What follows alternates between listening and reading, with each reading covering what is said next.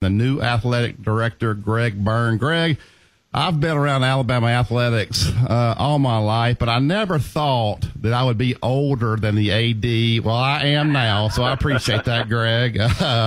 You're coming in. I'm 49, so now I'm older than the AD at Alabama. But congratulations. I thought you did a great job with the press conference, and we can't wait to get you here in Tuscaloosa. Well, thank you very much. It's great to talk to you all. I've followed Coach for a lot of my lifetime, and I'm such a basketball fan, as well as all the other sports, obviously. But it's great to talk with you, and really what an honor it is to be able to come to the University of Alabama for both my wife, Regina, and I. And even though our boys are going to finish their school at the University of Arizona, they're going to be Crimson Tide fans through and through. Well, Greg, I certainly want to, again, congratulate you. I talked with you once. I know the alums that I've talked to are all excited, and I told Bill Battle that the athletic director's job was hard because nobody ever knocked on your door with good news. They generally needed something when they knocked on your door, and he said, "Wimp." I agree 100% now that I've been in it for 4 years. Yeah, Coach Battle understands it, and I tell you what a great gentleman that he is, and Mary, his wife, were just so pleased to get a chance to spend more time with him. I've known who he is for a long time too, and what he represents, and obviously he's done a wonderful job as the AD at Alabama.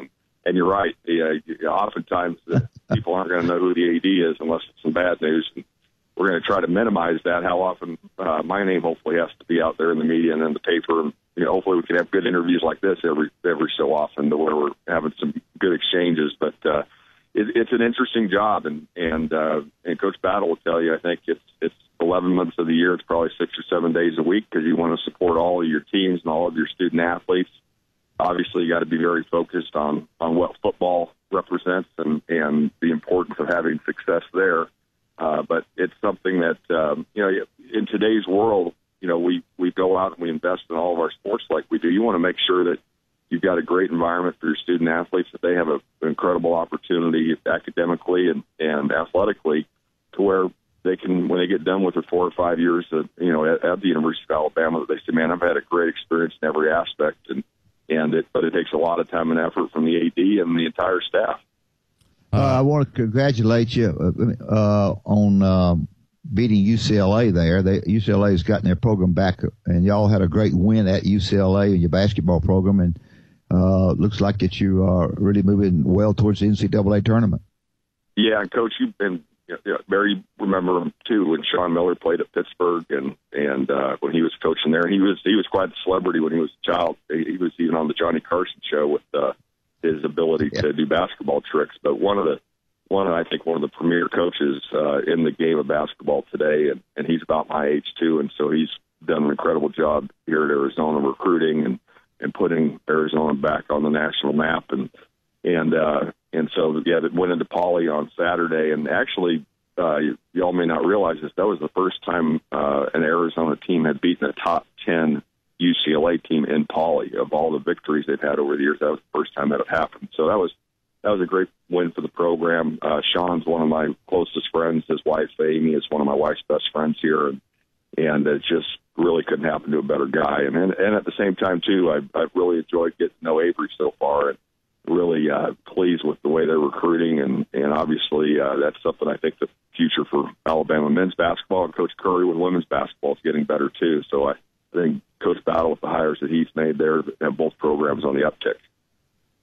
Greg, we're talking to Greg Byrne. At your press conference, I thought you did a terrific job. And one area that I liked, a lot of times when people get new jobs, they talk about taking it to the next level and those things. You didn't necessarily talk about that, but you were very appreciative of the groundwork that's been laid here by Bear Bryant to Mal Moore to Bill Battle. Just kind of talk about that. I really liked what you said about those guys and how you'll lean back towards Bill Battle, some of the people that have been here to kind of help you find your way here at Alabama.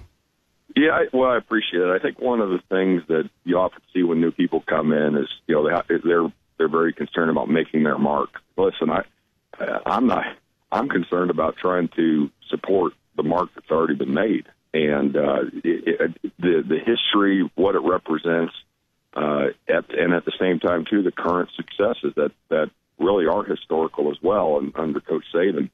But you want to come in and you want to understand and you want to appreciate what the culture is and what the history is. And I tell you, one of the things I'm really going to spend a lot of time on is using my eyes and using my ears and listening and reading and learning, and not necessarily coming in with an agenda at all. It's going to be something where I want to respect the past and at the same time, too, be very focused on what we're doing today and try to support that in every manner you can. And then balancing that with having vision for the future. And I think with what the University of Alabama represents, to me, that's the best approach we can take right off the bat. And, over time, we'll continue to develop what that future looks like. But that's going to be a collective effort. That's certainly not, me as the AD. It's something that we want to do together. Yeah, Dad. Well, I talked with a lot of Mississippi State coaches because they're friends of mine when you were announced, and all of them said such glowing things about you. It was unbelievable. I mean, I said, you can't be that good, but they were really, very high on you. And I know that I've known you from a distance a little bit and knew about your dad. I think one of the most difficult things, the basketball scheduling is difficult because of 14 teams. And football is also very important because of, who you try to play and somebody that's not quite so good right before you play Auburn, those kinds of things. But the scheduling is I don't know how you did in the Pac-12. I tried to study it last night. It looked like you only have one division. We now just have one. We don't have East and West. And it's going to be interesting to see if we can improve the basketball scheduling, and I know football scheduling is very important too. Yeah, scheduling is critical. It's the balance between obviously doing what's right for your teams and your student athletes and finding that right balance from a competitive standpoint. For instance, I'll go to football for just a second. Here in the Pac-12, play 9 conference games, and then you play 8 in the SEC. Well, at Arizona, for instance, what we tried to do is say, okay, well, we're going to play a Power 5 or BYU. We count them. They're close here. There's a lot of BYU fans in the state of Arizona. And we're trying to play one of them almost every year in football. And so you really have about 10 kind of marquee games from a scheduling standpoint. I'm not sure if that's the right balance in the SEC. I think with what the SEC represents, it's a very challenging, obviously extremely challenging football league, and so you got to find that balance there. Yeah. And basketball, coach, same thing. What can you do to make sure your non-conference games before the new year is something that you get the fan base engaged, the student athletes, good competition, the RPI. You got to find that right deal because you know that the NCAA basketball selection committee is going to pay close attention to what have you done from a non-conference standpoint. Have you gone on the road and played good teams and not just loaded your non-conference schedule with cupcakes because they'll hurt you. And if you're on the bubble about getting into the NCAA tournament, if you haven't shown an effort to go out and play some good games and some good road games, that can end up hurting you. So I'm looking forward to talking to Avery and learning more about what the scheduling philosophy is, and then using some of the experiences that I've had as well. We're talking about Greg Byrne, new athletic director at Alabama. Greg, when you come in, how long does it take to learn a new job, and what will you do? I know some people say in recruiting or when they take a new job, hey, the first 100 days, I'm just going to do this. I'm going to learn the job, learn the people, find out maybe where some facilities aren't up to par. How long does it take to really learn a job when you go into a new situation? Oh, I got to imagine, guys, it's going to be a year or so to where you're really getting your arms around it. I mean, just you have a lot of different constituents internally, academically, budget-wise, compliance, obviously really important working with the coaches, getting to know the student athletes, what makes them tick and what's important to them. You want to look at the facilities side of it.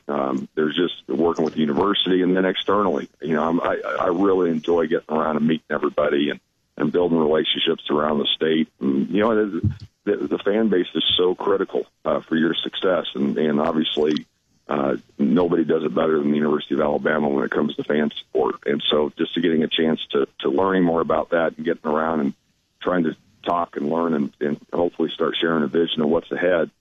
But literally, I'm sure for the first year I told Regina, my wife, that, I'll be drinking out of a fire hose. But the reality is we've got great people there in that Alabama athletic department and around the program that are going to go support and have been doing so for years, and looking forward to learning and building relationships with all of them. Greg, when you get here, you can just listen to this show. We got all the answers, so we could help you. No, we don't. Yeah, we think we do. Well, I want to ask you one thing, too, about basketball. And I don't know if there's anything you can do about it. In the SEC, and I'm talking about weekday games, they're at 6 and 8. Well, if Alabama's playing a 9:00 game over in Athens, Georgia, tomorrow night, which is 8:00 here. But the game time, 6 seems to be too early, 8's too late. And I understand they do it to get all the games on TV and for money. But when it starts hurting your attendance, maybe your home court advantage to give you an opportunity to win some games you need at home to get to the NCAA tournament, is there anything you can do about that? Is there any way to balance that out to help the fan in that situation? Yeah, right now I couldn't give you a good answer. I obviously need to get a better understanding of how the television contracts are set up with the SEC and the television partners. Obviously, that's an important part of what you do from an exposure standpoint. Obviously, there's a financial impact as well. But you also want to give the fans a great experience. I know one of the things, that, for instance, on the football side that's been talked about more is the length of the game. And in basketball, you can get most of your games in about 2 hours, and that's a good time frame. But I know that for Tuscaloosa, you're really dependent on the Birmingham market coming down, and other markets too. But making sure that they get down for your events. And so, as you're structuring them, I do understand that. Yeah, 6:00 is pretty early. 8:00 is a little late, and that 7:00 weekday game is usually the sweet spot. So I'll look forward to learning more about how that's structured and what we can do for the fans to try to hopefully give them the best experience. But I know that's a balance again that you're trying to find. Yeah, well, I want to thank you so much for being on. I know you're busy, and I hope it hasn't bothered you, because I know you got a lot on your mind, and you've been very nice to be on. I appreciate it, and I look forward to visiting with you. If I can help you in any way, just give me a holler. Thanks, Coach. I appreciate it. Very look forward to meeting you in person. Thank you. Thank you, Greg. Coach. Thanks, Greg. Okay. Appreciate it. And there's Greg. Roll Tide.